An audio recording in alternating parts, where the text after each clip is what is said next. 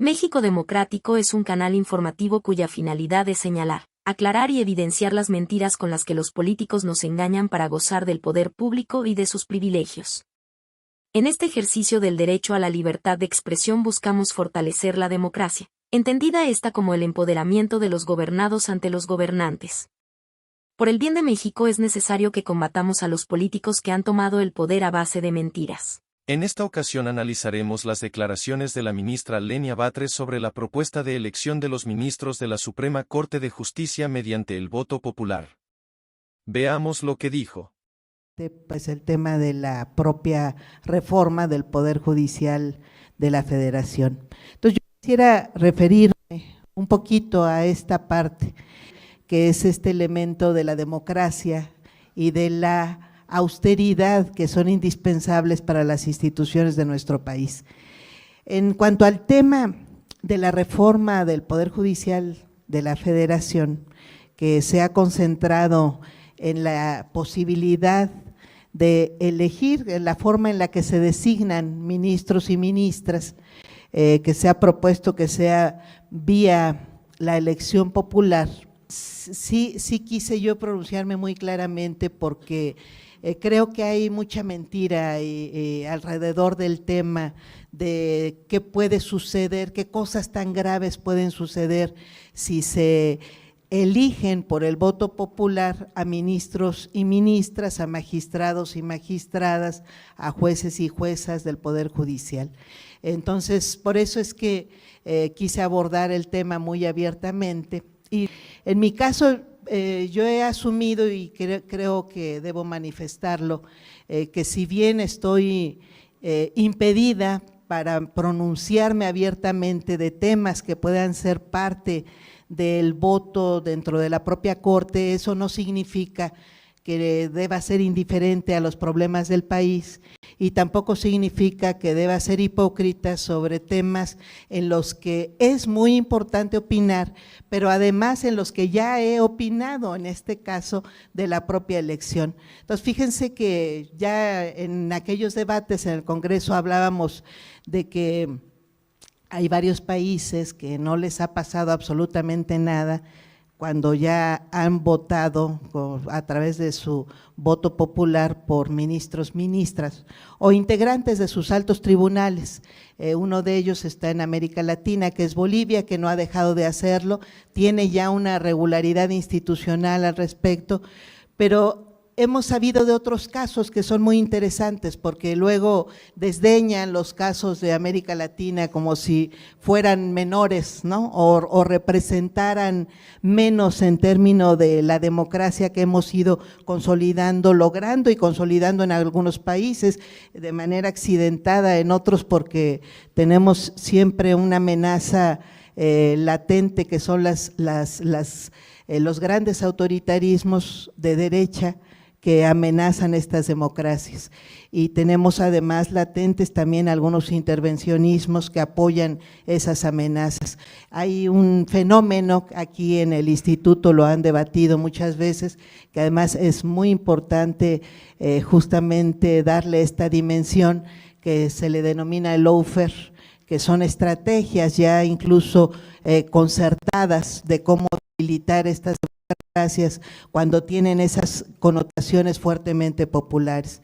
Entonces, en el caso de América Latina, pues tenemos a Bolivia, pero en Europa misma, pues están casos como Suiza, que es un país famoso en sus procesos democráticos participativos, pero no solamente Suiza. Fíjense que encontramos un dato, algunos abogados, lo estábamos comentando como un tema curioso, pero resulta que en Japón, incluso el máximo tribunal de Japón es elegido por el voto popular y es ratificado además cada 10 años por el voto popular. Este es un dato que no sabíamos, lo comento porque se le suele ver a Japón como uno de los países desarrollados de Europa, ni, por cierto, que ni Suiza ni Japón, con estos grandes procesos participativos, son países de izquierda, que tengan una izquierda muy fuerte, pero no dejan de ser temas interesantes porque no les ha pasado nada en sus procesos institucionales.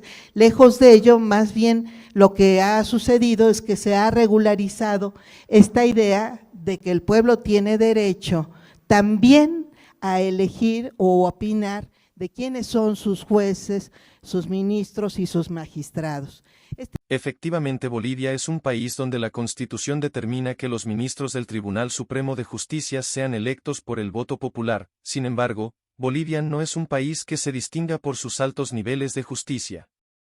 Por otra parte, le preguntamos a la inteligencia artificial cómo se elegían los ministros de la Corte en Japón y esto fue lo que encontramos. En Japón, los ministros de la Corte Suprema son designados por el emperador, con la recomendación del gabinete. El proceso de selección implica la recomendación de candidatos por parte del gabinete al emperador, quien finalmente realiza la designación oficial. El proceso es el siguiente.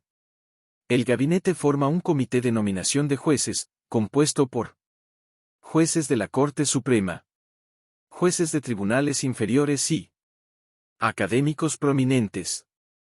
Este comité evalúa a los candidatos propuestos y recomienda una lista al gabinete.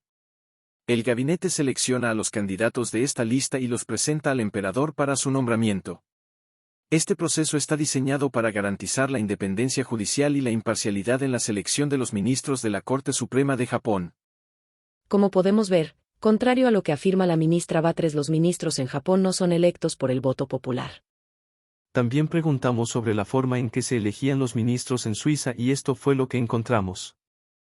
En Suiza, los ministros de la Suprema Corte de Justicia, conocida como el Tribunal Federal, son elegidos de la siguiente manera.